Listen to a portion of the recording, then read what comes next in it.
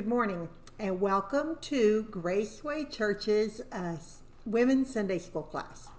Today we're going to be talking about redirecting anger. This is lesson number 4 in a 6-week series about how to biblically deal with emotions. I've missed a couple of weeks because life happens, but these lessons are way too good to miss even one. So what I'm going to try and do this week is we'll go ahead with 4 and then I'll get 5 and 6 done later on in the week and post those. So then we'll be all caught up on this series. But the first lesson that we learned, and these are all in your Bible Studies for Life Sunday School book, but if you don't have it, don't worry, it's not necessary. The first lesson was on dealing with grief or walking in grief. The second lesson on shaking off fear. The last one that we did was on worry. Is that right? Let me double check. No, embracing joy. And today we're going to talk about redirecting or handling anger in a biblical sense. Let's start on page 37 in the first question. When you were a kid, what would make you really angry? It's been so long ago. I can't think of any one particular thing that, made me really angry as a child. Although I had twin sisters, younger sisters. And, there was a few times I got pretty mad at them. So, how about now? Is there something in your life right now that just really pushes your buttons, that really makes you very angry? And, we'll all have different answers. I wish we were together so that we could discuss those and different things that make people angry and make it difficult to control that anger. Let's go on to page 38 and the point. Take your anger to God and then leave matters in His hands. And this introduction has quite a bit of good stuff in it, so I'm going to kind of read through some of this for you. Small children can get mad about the silliest things. Some of the things kids have gotten angry about, and they're reported here. The moon was in the sky during the day. The child's picture wasn't in the parents' wedding album. His ice cream was too cold, or he couldn't wipe his nose with bread. So silly things that kids can get really angry about, but unfortunately, as adults, don't we sometimes get angry about silly things as well, such as someone's chewing his food too loudly or chewing with his mouth open or not, covering his nose with his mask, to be real pertinent now, or someone that is in front of you is driving too slowly or cuts you off, or someone asks you a question that you just got through answering, or someone puts you on hold for a long time, or you have to wait in line at the grocery store for a long time. Admit it. You've become angry over something pretty petty. We all have. At other times, there are more serious matters that happen that really make us angry. Slander, threats, or unjust actions towards us or the people we love or respect. So, do we give in to that anger and act on it, or is there a better way? That's what we're talking about today, and that brings us back to the point. We should take our anger to God and then leave matters in His hands. Most of this series has been based out of the Psalms, and today we're going to be on Psalms 35. Start with verses 1 through 3. And that is, oppose my opponents, Lord. Fight those who fight me. Take your shields, large and small, and come to my aid. Draw the spear and the javelin against my pursuers, and assure me that I am your deliverance. So, what's your first reaction to these verses? My first reaction is, he's mad. And also, he's mad and he's desperate. It's a very emotional, very passionate plea here. And during this time, King David, who wrote this psalm, faced some very real and serious opposition. Most likely, this was penned when King David was a period of his life where he was fleeing for his life from King Saul. And even though David had remained faithful to Saul and served him faithfully, he had eventually had to run for his life. From then until Saul's death, David lived in hiding. He lived in the mountainsides. He lived in the wilderness. And just the fact that he was hiding and out of the sight wasn't good enough for Saul. Saul continued to pursue him and to seek after his death and destruction and pain. And it's in this context, when David was running for his life from one of the most powerful men on earth at that time, that he cried out to God, and he cried out those words, "Oppose my opponents, Lord. Fight those that fight me." This psalm calls on God to bring harm and disaster to his enemy. Many people are uncomfortable with that psalm and the other psalms like it because they seem to be opposed to what Jesus said in the New Testament, to love our love our enemies. And that's in Matthew 5:44. And you can count me among that group, because some of these psalms, that deal with the raw anger of emotion, do make me a little bit uncomfortable. So I really got a lot out of this lesson, and I'm hoping that you will as well. Let's go on to page 40. At the top of page 40, lest we think David is mean-spirited with no love in his heart, there are two things about David's life that we are worth noting and paying attention to before we delve into this psalm. First of all, number one, David had a chance to kill Saul twice.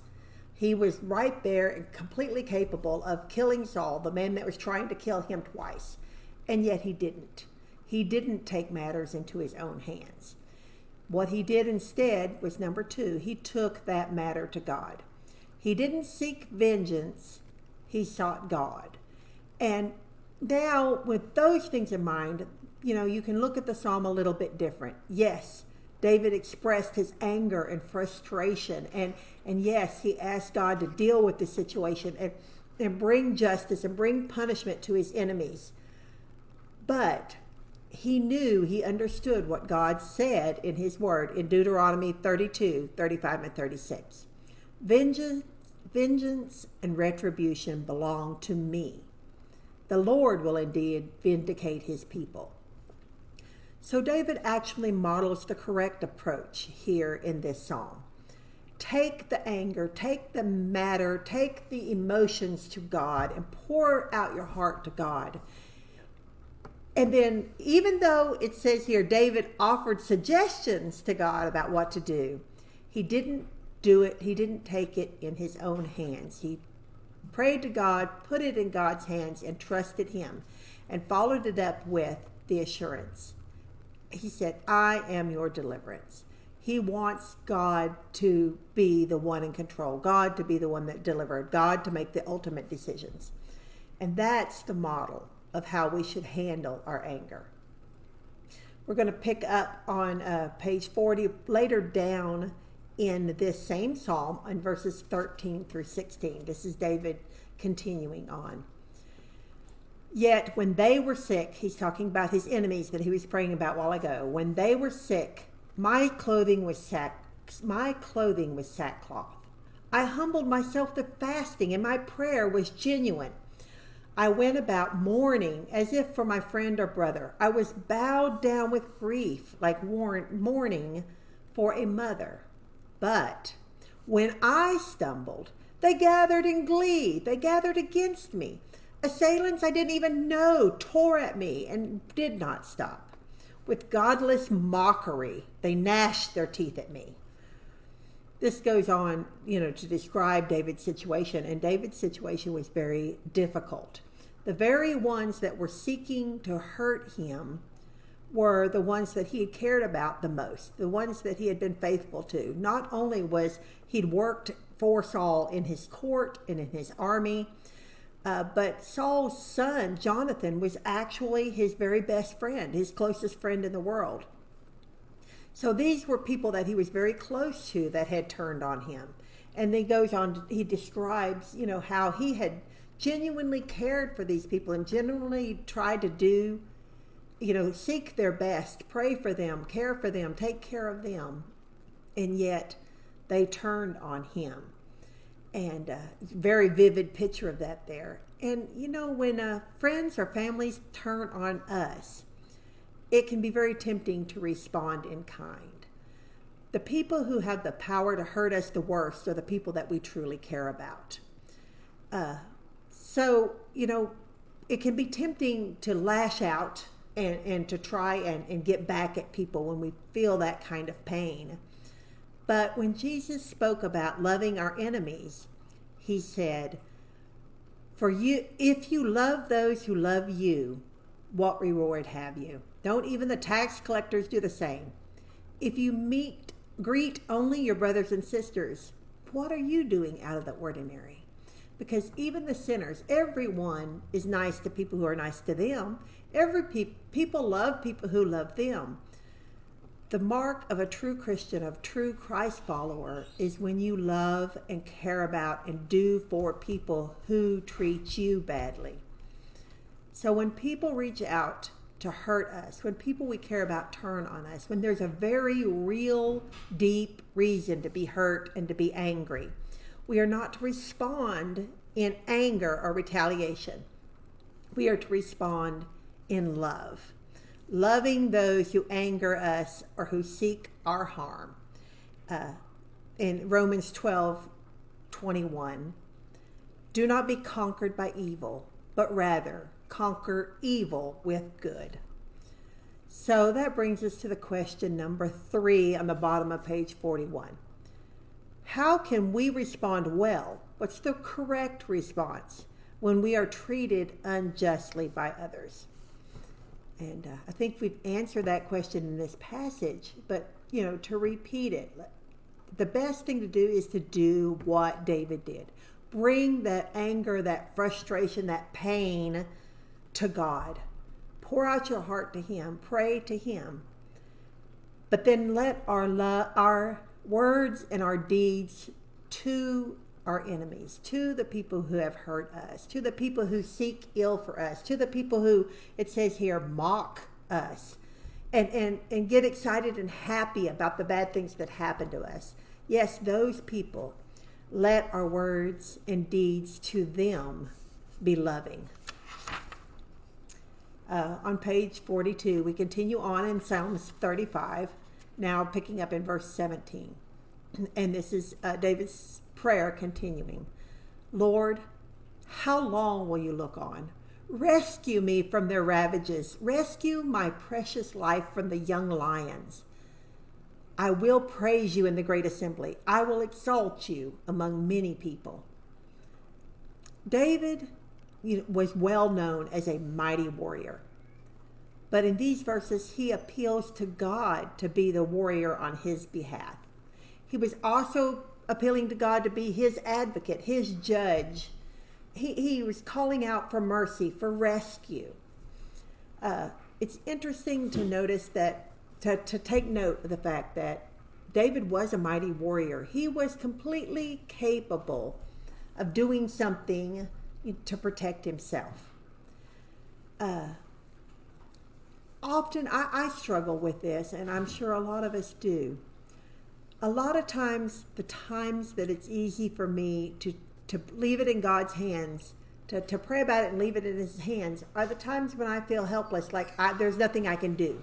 I can't control it. I can't do anything about it, so therefore I leave it in God's hands. It's interesting to note here that although David was capable of doing something about it, he still chose to completely leave it in God's hands. So the question number 1, what makes leaving matters in God's hands so challenging? What makes this so hard? There's a lot of reasons, and depending on our personality, it's going to be different reasons for each person. I think with me, a lot of times it's because I don't want to leave it in God's hand, because deep underneath, I want it done my way, not his way.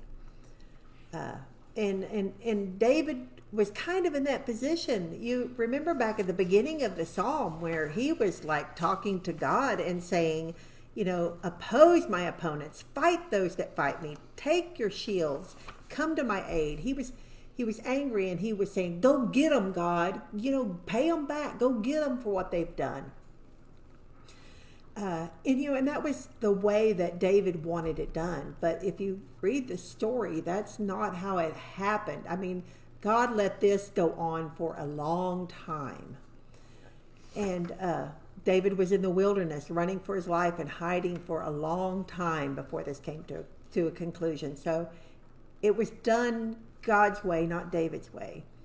And I think it's hard for us sometimes to just leave it in God's hands, because we really underneath don't want his way. And I think the other big thing, that we don't want to leave it in his hands, it just boils down to a lack of faith. At the core of it, it's hard, and we don't want to, well, we do want to believe, but it's hard to believe, that God is actually in control, and he actually wants what's best for us. And just to totally believe that, and just to totally let go and let him have control of the situation. Leave it in his hands, as it says there in that question. So moving on, when we look there at those verses, the heart of David's prayer and appeal to God, at least at this point in the psalm, was for rescue. He's turned away from retaliation. He's not like, go get him, but he's going, save me, get me out of this painful, horrible mess. And David's attitude and heart toward Saul at the end, when they finally resolved, was revealed, because when Saul did die, when Saul died in battle, and that's in 1 Samuel 31, David didn't rejoice and say, yes, my prayer's been answered, Saul's gone. But actually, he grieved for Saul and cried for Saul and cried for Israel.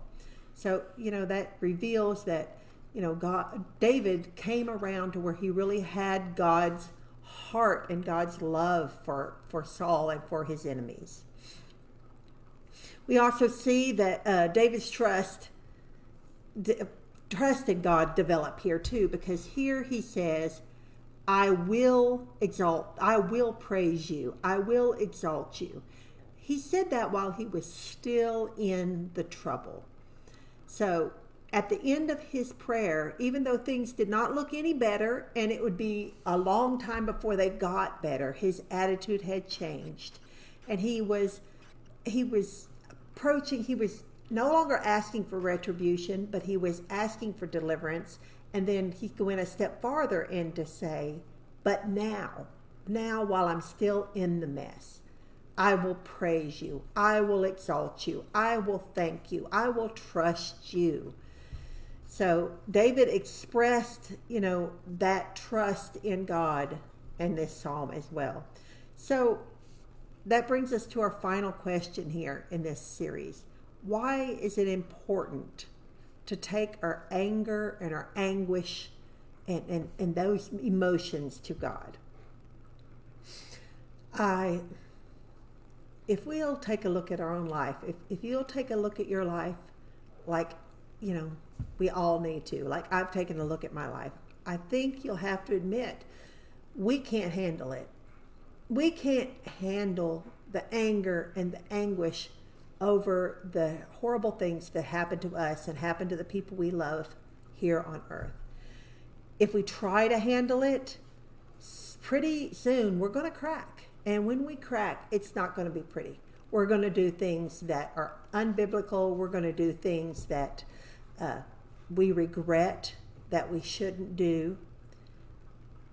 Because the anger is an emotion we cannot handle on our own. We have to take it to God. We have to give it to God. So, think about that yourself. Why is it important for you? Why is it important for you to take your anger, your pain, your anguish, your frustration to God?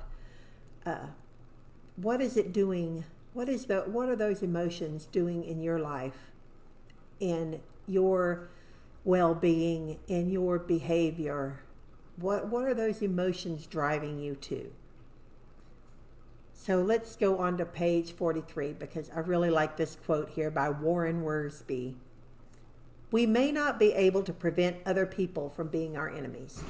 There are Christ said we will have enemies. People are going to be against us. But we can prevent ourselves from being their enemy. We can prevent ourselves from wishing bad or doing bad or saying bad or trying to hurt other people. Now, which brings us back to our point. How do we do that? How do we do that? We take our anger and our frustration to God, put it in His hands, and then leave it there. So now we move on to the live it out portion. This is on page 44 and in your book. And this is the part where the author puts some very real practical ways to use the lesson that we've learned. So, number 1, he says, vent. We all like to vent. When we're angry or frustrated, I was just venting. We like to vent, but he says, vent to God. Before talking to anybody else, talking to any others about what has upset you, what has hurt you, talk to God. And then be honest with God about how you feel and why you're angry. And I think David modeled that for us in the beginning of this psalm. You could see the anger there. So then number 2, after you've gone to God and poured out your heart to God and told God exactly how you're feeling and why you're angry, then number 2, seek resolution, not retaliation. If there's any way you can, be a peacemaker, as Christ says. Find a way to resolve the problem, restore the relationship, or make the situation better. If you are incapable of doing that in a peaceful, loving manner, then, at the very least you can do is to faithfully pray for the people who have hurt you. And as I say that, I realize that's not true. That's not the least you can do. That's the most you can do. Most importantly, pray for the people who have hurt you, for the people who are continuing to try to hurt you. As you genuinely pray for someone and for their well-being, what God is doing is He's working on your own heart. Which brings us to number 3, love. Love the people, love the person, no matter what. And he says here, find specific, concrete ways to show the love of Christ to those who've hurt you or made you angry. We've talked about this before. Love is a verb. Not the emotion love, the action of love. So when you can't just love someone and never do anything for them. When you love someone, it comes out in your words, in your actions, in your deeds. And that's what he's saying here. Find specific ways to show your love for the people who've hurt you. Do kind, self-sacrificing things for them. Show love and show it in order to honor the one who loves you. And then he's got a little conclusion here. David had some very good reasons to be angry, and sometimes so do we. But he chose to take the positive route, and he modeled the best way for us to handle our anger. So that's in Psalm 35, and a very good lesson. I learned a lot from this lesson, and now if I could only, like they say on this last page, live it out. And thank you. I'll be back in a day or two with lesson number 5, which is overcoming worry.